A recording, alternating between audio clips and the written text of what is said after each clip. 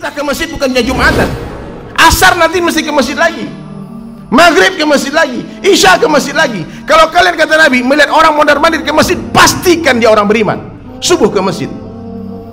Dan orang yang mencintai Allah, tak mungkin dia tidak berdiri 2/3 malam salat tahajud.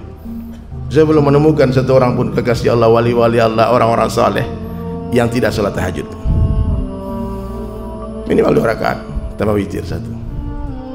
Bangun pelan-pelan, injit jalan, jangan terbangun siapapun, hidupkan keran yang kecil, berwudu, sholat di hadapan Allah di saat tidak ada mata yang memandangnya. Itulah ikhlas.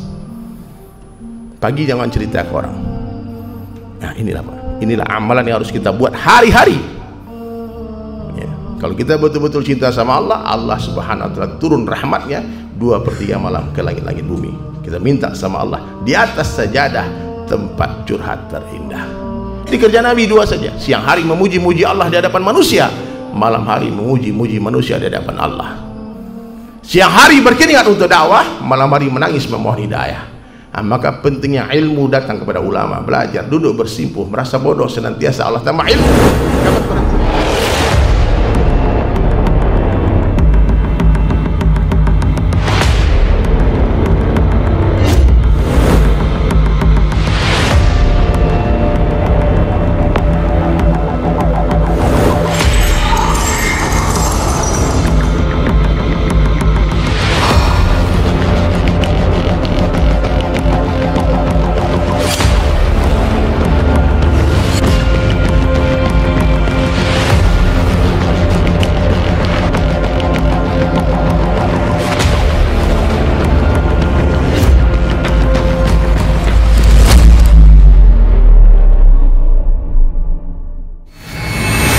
Kekuasaan itu bukan diperebutkan. Kekuasaan itu pemberian dari Allah.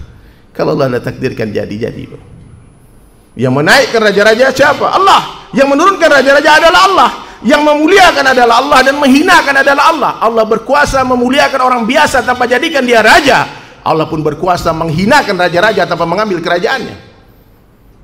Fir'aun sampai mati jadi raja, tapi terlaknat. Tidak ada orang memberi nama anaknya Fir'aun. Saking hinanya itu Fir'aun. La'natul alaihi gelarnya.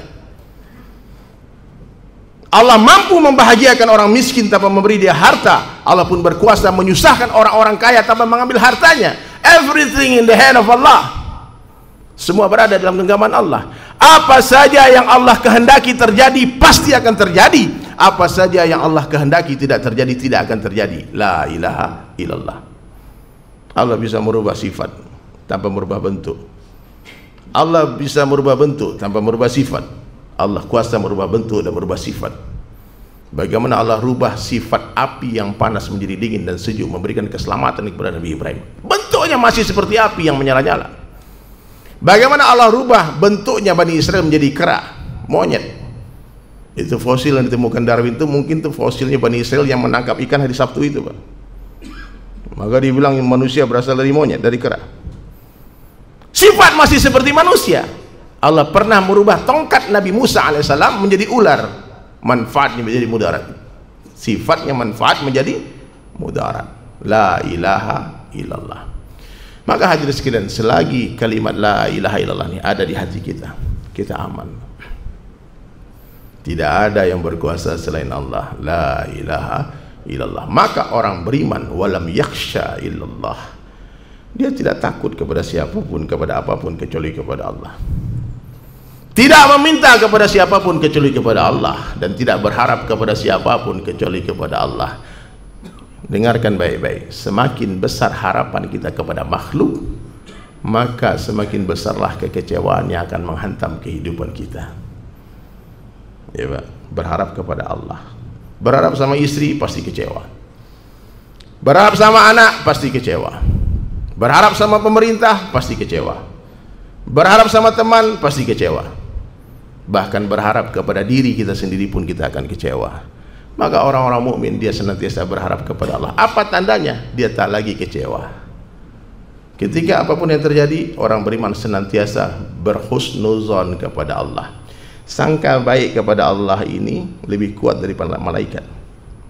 Sangka baik ini lebih kuat daripada malaikat. Guru saya katakan, saya bingung memikirkan, lebih kuat daripada malaikat. Dengan sangka baik kita, Pak, orang jahat bisa jadi baik. Sangka baik kepada Allah. Sebelum mendengar satu cerita dari guru saya tentang ada satu orang ahli neraka yang telah diputuskan dia akan menjadi ahli neraka. Kemudian ketika dia hendak masuk ke neraka, dia menoleh terus ke belakang. Dia terus menoleh ke belakang. Maka ditanya, kenapa kemudian? Saya berharap Allah mengampuni saya. Maka Allah perintah malaikat, ampuni dia, masuk ke negeri syurga. Sangka baik kepada Allah, sangka baik kepada hamba Allah. Jadi orang baik itu mudah dikenali, Pak. Dari mana? Dari cara dia berbicara. Orang baik itu pasti bicara kebaikan. Dia nggak suka bicara keburukan orang lain. Dia lihat kebaikan, dia dengar kebaikan, dia tulis kebaikan, dia fikir kebaikan, dan dia sangka baik. Sangka baik, hati jadi baik. Dan kita mesti ini jamaah membuat komunitas sangka baik. Sangka baik kepada istri, sangka baik kepada anak, sangka baik kepada siapa saja. Dan yang paling penting, husnuzon kepada Allah. Dan tidak ada kebaikan di dalam Islam yang lebih perkara ini. Dan tidak ada keburukan yang menandingi keburukan, yang melebihi keburukan orang yang sangka buruk kepada Allah dan sangka buruk kepada hamba Allah. Maka hadirin sekalian, di khutbah Jumat yang singkat ini saya ingatkan lagi, penuhi hati dengan kebesaran Allah. Ma fi qalbi ghairallah. Keluarkan seluruh makhluk dari hati. Jangan takut kepada siapapun kecuali kepada Allah. Jangan ada kesyirikan sedikit pun. Kalau lapar ingat Allah, jangan ingat makan. Kalau sakit ingat Allah, jangan ingat obat. Ya. Ingat Allah dalam setiap hembusan nafas. Itu yang pertama. Banyak-banyak ucapkan la ilaha illallah. Jaddidu imanakum, kata Nabi. Kaifa nujaddidu imanana ya Rasulullah. Bagaimana cara meningkatkan iman kami ya Rasulullah? Aksiru min qawli la ilaha illallah. Banyak-banyaklah kalian mengucapkan la ilaha illallah. Berapa banyak? Sebanyak-banyaknya sampai orang mengira kita gila. Itu hadisnya. Kalau belum dibilang gila gimana? Berarti kurang banyak. Perbanyak lagi. Oh, banyak sudah. Berarti orang tak lihat. Berarti bapak tak berdakwah. Bapak cuma zikir berkhalwat di gua-gua, di rumah-rumah, di mihrab bapak. Cobalah ucapkan la ilaha illallah di pintu-pintu rumah orang. Ucapkanlah la ilaha illallah di pasar, di toko, di tempat-tempat maksiat. Maka insya Allah antum akan dibilang gila. Sebagaimana para nabi dibilang gila oleh kaumnya. Sampai kapan? Sampai kita mati dan di akhir kalam kita mampu mengucapkan la ilaha illallah. Yang kedua, ciri-ciri orang baik, kehidupannya dihiasi oleh sunnah Rasulullah SAW. Ujung rambut, ujung kaki, bangun tidur, tidur lagi. Dia hidupkan sunnah. Menghidupkan sunnah ini jangan diremehkan, Pak. Dulu sahabat menghidupkan sunnah karena itu sunnah. Hari ini umat Rasulullah, umat akhir zaman meninggalkan sunnah karena itu sunnah. Maaf, Pak, masalah sunnah jenggot saja. Saya tidak menyinggung yang tidak berjenggot. Kalau kita pelihara ini 40 tahun, selama 40 tahun mengalir setiap detik pahala jenggot ke buku catatan amal kita. Ini bukan perkara kecil, ini besar. Kita tidur dapat pahala jenggot, kita mandi dapat pahala.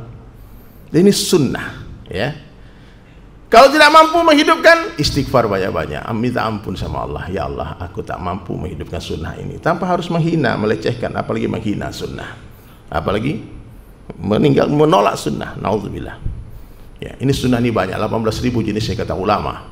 Amalkan semampunya, bukan semaunya. Tak mampu amalkan 100%, jangan tinggalkan 100%. Amalkan semampunya saja. Yang ketiga, tanda-tanda orang baik dalam pandang Allah, salatnya khusyuk. Salatnya khusyuk. Laki-laki 5 waktu berjamaah di tempat azan dikumandangkan. Tidak ada salat bagi kita kecuali di masjid. Oh, saya di rumah berjamaah dengan istri, tidak ada tuntunannya. Coba tanya sama Ustaz, saya nggak tahu ada apa tidak. Tapi yang jelas selama saya tanya sama kiai-kiai, belum ada satu rujukan yang membolehkan laki-laki sholat di rumah kecuali uzur. Nggak boleh, Pak. Nabi mengancam, kata Nabi, sungguh ingin aku kumpulkan pemuda-pemuda dan aku akan perintah mereka mengumpulkan kayu bakar untukku, kata Nabi, dan aku akan mendatangi laki-laki yang sholat fardu di rumah-rumah mereka dan aku akan bakar rumah mereka. Nabi mengancam akan membakar rumah orang yang sholat fardu di dalamnya. Apakah tuan-tuan, bapak-bapak semua tidak mendengar hadis ini? Perintah ke masjid bukannya Jumatan. Asar nanti mesti ke masjid lagi. Maghrib ke masjid lagi. Isya ke masjid lagi. Kalau kalian, kata Nabi, melihat orang mondar-mandir ke masjid, pastikan dia orang beriman. Subuh ke masjid. Dan orang yang mencintai Allah, tak mungkin dia tidak berdiri 2/3 malam sholat tahajud. Saya belum menemukan satu orang pun kekasih Allah, wali-wali Allah, orang-orang saleh yang tidak salat tahajud. Minimal 2 rakaat tambah witir 1. Bangun pelan-pelan, injit jalan, jangan terbangun siapapun, hidupkan keran yang kecil, berwudu, sholat di hadapan Allah di saat tidak ada mata yang memandangnya. Itulah ikhlas. Pagi jangan cerita ke orang. Nah, inilah amalan yang harus kita buat hari-hari ya. Kalau kita betul-betul cinta sama Allah, Allah subhanahu wa ta'ala turun rahmatnya 2/3 malam ke langit-langit bumi. Kita minta sama Allah di atas sajadah, tempat curhat terindah. Di kerja Nabi 2 saja, siang hari memuji-muji Allah di hadapan manusia, malam hari memuji-muji manusia di hadapan Allah. Siang hari berkeringat untuk dakwah, malam hari menangis memohon hidayah. Nah, maka pentingnya ilmu datang kepada ulama, belajar, duduk bersimpuh, merasa bodoh senantiasa Allah tambah ilmu. Kapan berhentinya ilmu? Ketika orang merasa sudah pintar, sudah tahu. Rendahkan diri serendah-rendahnya, karena ilmu seperti air, hanya mengalir ke tempat yang lebih rendah. Orang tinggi hati tak bertambah ilmunya. Dan ilmu harus diiringi dengan zikrullah. Ilmu tanpa zikir zuluman, kegelapan.